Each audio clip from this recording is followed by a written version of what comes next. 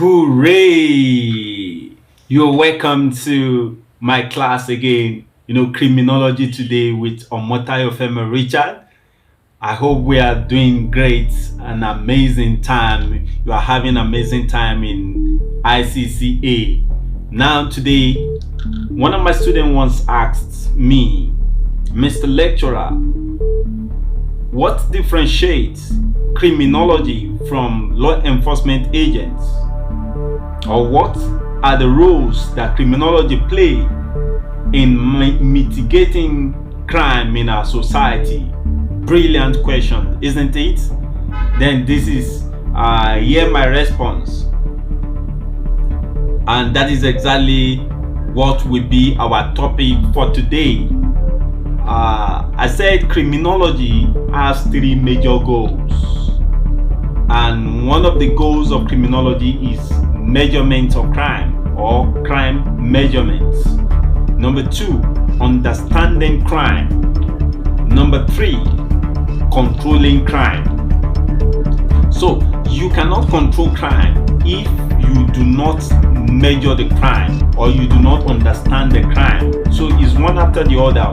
Today, in today's class, we are going to be looking at measurement of crime specifically. Right now, what is measurement of crime? See, measuring crimes involves knowing how much crime actually exists and effective steps that can be taken to control it.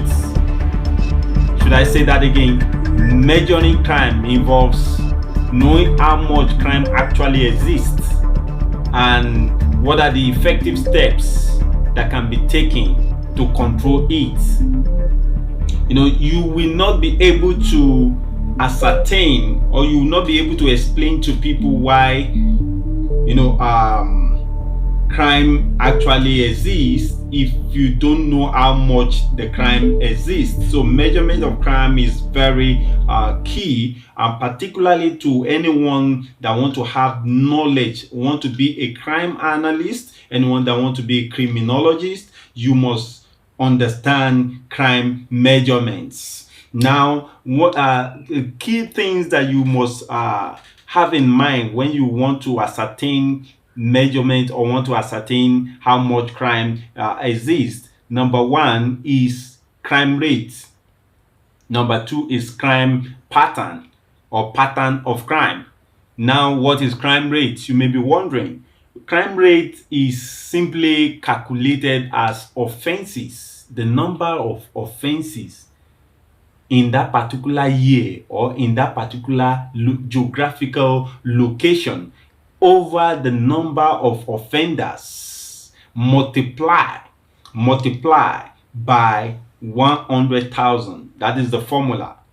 I take that again. Offenses over offenders multiplied by 100,000. That will give you the crime rate. For instance, if we have in a particular location, particularly in a state like Zamfara in Nigeria, in Nigerian country, if you have 2,000 kidnapping case in a quarter or in a year, let's say for instance 2,000 over offenders, maybe the people who were arrested for that same offense were 50. So 2,000 over offender multiply by 100,000, it will give you a percentage, and that percentage is referred to as crime rates. Now let's talk about crime pattern. Crime pattern is simply the trend of crime. Let me ask you, we used to have high rate of robbery and bank robbery previously, isn't it? But all of a sudden, the rate of the bank robbery dropped drastically. What happened? Can we say the bank robbers they have repented and they are no longer into crime business? The answer is certainly not. What happened is that they changed their pattern or from being bank robbers to another crime, which is kidnapping. Obviously, why? what made them to change their pattern? Because robbery and bank robbery die a natural death. For instance, due to some factors, particularly surveillance. Before, they don't used to have surveillance, but these days there is CCTV camera that can capture, and that will help the police to nab the perpetrators later on. And another thing is that, people people don't longer carry, physical cash all around. Transaction can be made online, through wire transfer and the rest. So all of these factors drastically reduce robbery, armed robbery or bank robbery. So now the criminals now have to change their pattern. They change from robbery to kidnapping, kidnapping for ransom in order to make money. So this is exactly what we meant by, pattern of crime or crime pattern. Now let's talk about crime data. Crime data is also very important when you talk about measuring, measurement of crime. Crime data. Where do you get crime data? Crime data can be extracted from the official data, particularly the police, the correctional service, the judicial system or criminal justice system, and the other government establishments. Whatever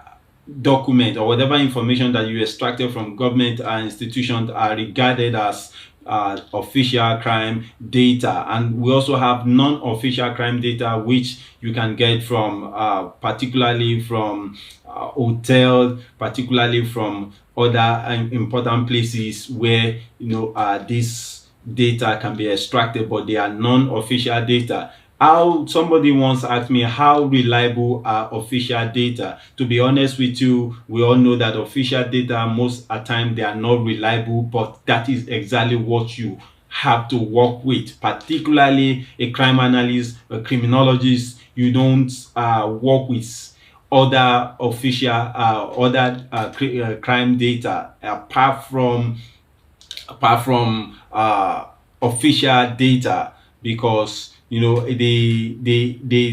seems to be the one that is well recognized. How do they change their data? How do they analyze their data? How do they collect data? Collections system is also another factor, particularly in official data. Someone once reported that maybe about 15 people lost their life in a particular crime incident or crime scene. And when you get the official data, you may likely hear about 5 people lost their life. Why do they do that is what most of us cannot answer specifically. But let me play devil advocate here. Sometimes maybe just to and not to increase the anxiety of the society and not to cause panic or fear in the life of the people. Imagine they say over 1,000 people die in a particular place. That will cause a serious fear in the minds of the people. So now let's talk about the reasons why we measure crime quickly. The reason why we measure crime: number one, the measurement of crime helps the provision of equipment and supplies for police work, such as vehicles, aircraft, and the rest. So if you measure the crime, it will help the police to determine what equipment or what supplies do they need for their, to carry out their job effectively. Number two is to know the effectiveness of crime prevention, similar to the first one. If the police must determine the effectiveness of their preventive mechanism, then they must measure crime. Number three is to measure the safety of the particular city or neighborhood. There are cities that are more secure than the others. So crime measurement will help the police to understand, which city is more prone to attack than the other. Number four, it's also used by politicians, to help them determine which particular law they will support, particularly criminal law that they will support or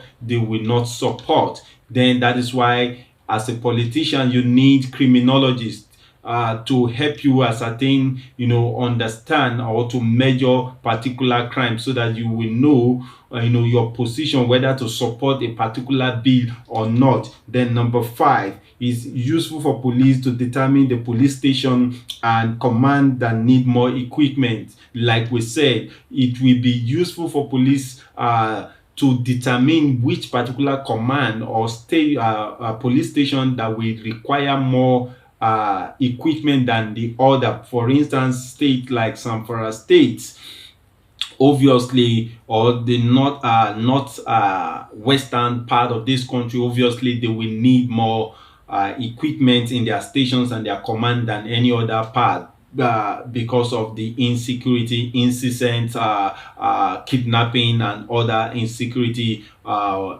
fighting terror that is going on in that particular part of the country. Now, the last one is, help to know the extent which freedom to movement, to life and property are restricted. That will be the end of our class. I want you to look at the reflection time. Let's take our time to reflect on this. How reliable are the official data, or how reliable are the official reports, like I said? And that will be the end of my class. See you tomorrow. We shall talk some more on the understanding crime and also controlling crime tomorrow. Thank you and God bless you. Omatayo Femi Richard is my name. I hope you do enjoy this particular class.